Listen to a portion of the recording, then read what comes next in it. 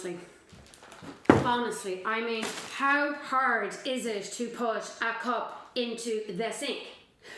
Not even in the general vicinity of the sink, actually in the sink.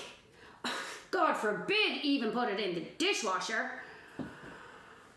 I suppose you didn't see it, You didn't see it.